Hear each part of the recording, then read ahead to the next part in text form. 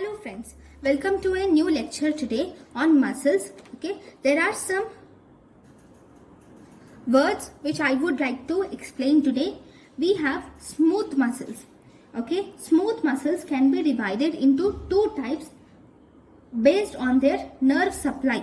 Okay, this we have single unit smooth muscles and we have multi-unit smooth muscles. Single unit smooth muscles are present in intestines, urinary bladder and ureter. Here the nerve impulse reaches one muscle cell is transmitted to the other muscle cells by the mechanical pull through the fused cell membrane. Look, here we have think that these are the two muscle cells in single unit muscle fiber. Now I am just innervating one muscle fiber. Okay, I am just innervating this one muscle fiber. When I innervate this one muscle fiber and if I send an impulse to it, this will also pass through the next muscle cell. So here the nerve impulse in one muscle fiber is transmitted to other cells. Okay, from one muscle fiber it is transmitted to other muscle cells, other fibers. Okay, that is single unit muscle fibers. Then what about multi-unit muscle fiber? In multi-unit muscle fiber, the example is ductus deferens. Here each muscle fiber is innervated by different nerve fiber and it will it will give impulses separately to each and every muscle fiber. So nerve impulse given separately to each muscle fiber. Okay, this is multi-unit muscle fiber. Okay, then what are the actions of the muscles? We will see some important points about actions of the muscles. So we have muscle contraction.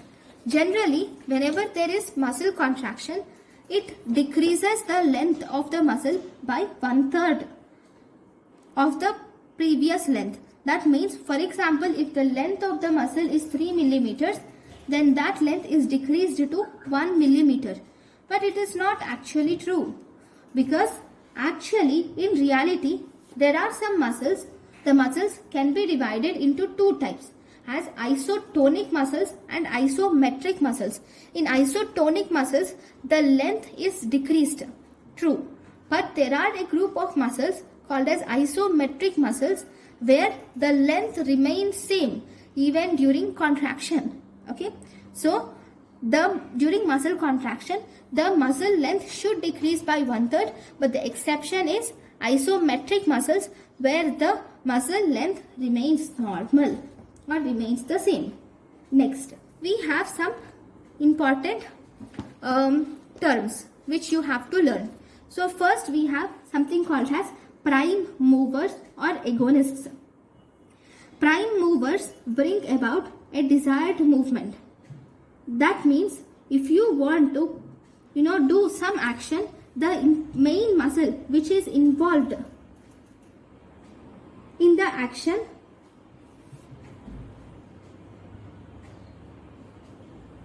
then that is called as prime mover or agonist. There is one more term which is here involved, which is called as action of paradox. What is this action of paradox? Here when the prime mover helps in opposite action by active controlled lengthening against gravity. When prime mover helps opposite action instead of the action which is derived by active controlled lengthening against gravity is called as action of paradox.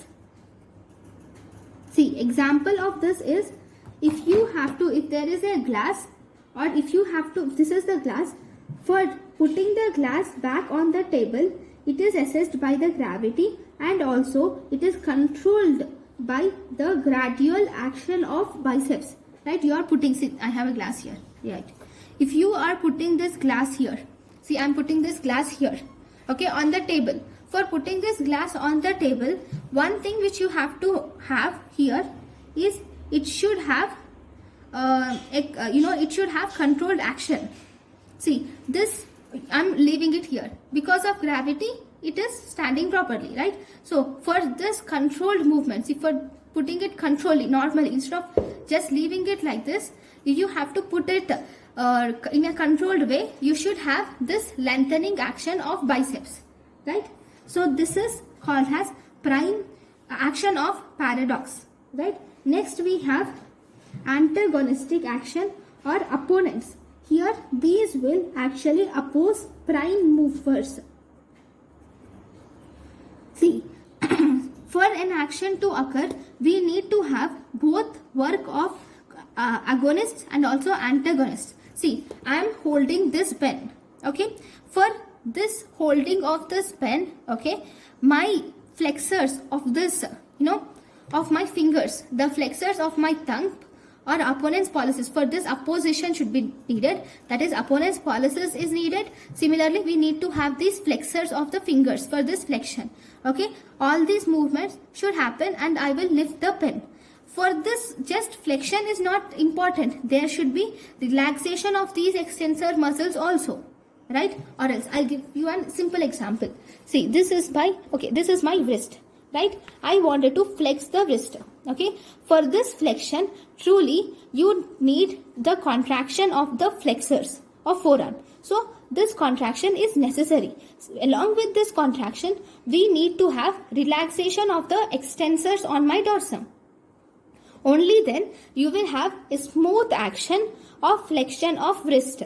Okay, so antagonists actually oppose the prime movement, right? Next, we have fixators. What are fixators? These are the group of muscles which will these are the group of muscles which will stabilize the proximal joint of the limb.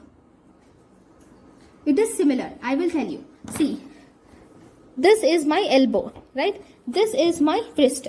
So for flexion of this wrist, first and foremost, this elbow should be stabilized, right? There should not be any movement of this elbow. Or I will give you an example here, okay? So that you can see both them. See, this is my metacarpophalangeal joint and this is my wrist joint.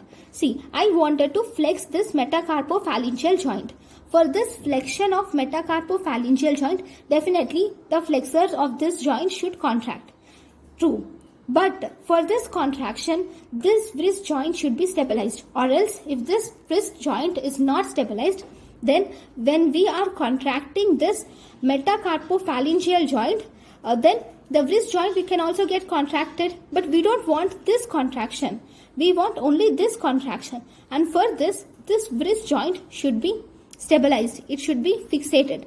The proximal joint to this metacarpophalangeal joint is wrist, elbow and shoulder joint. So when this movement actually occurs, these three joints should be stabilized by muscles.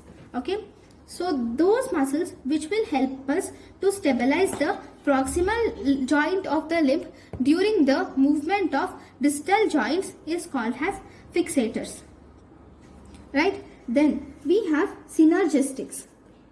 What are synergistics? When the prime movers cross more than one joint, then the undesired actions at the proximal joint are prevented by certain muscles called as synergists. It is almost similar to what we have told in fixators, but here this is based on the muscles. See, for flexion of this, okay, I'm dealing with the flexion of this proximal interphalangeal joint. For flexion of this proximal interphalangeal joint of index finger, the muscle which is involved here is flexor digitorum superficialis and flexor digitorum profundus. Both these help in this flexion, right? And this flexor digitorum profundus and superficialis are originated from my medial epicondyle of the humerus, and they cross the elbow joint and in the forearm, and from forearm they cross the wrist joint, and from there they will give 4 slips, and they will are attached to these middle and distal phalanges. But now for me to flex this proximal interphalangeal joint, I need to contract both these flexor digitorum profundus and flexor digitorum superficialis.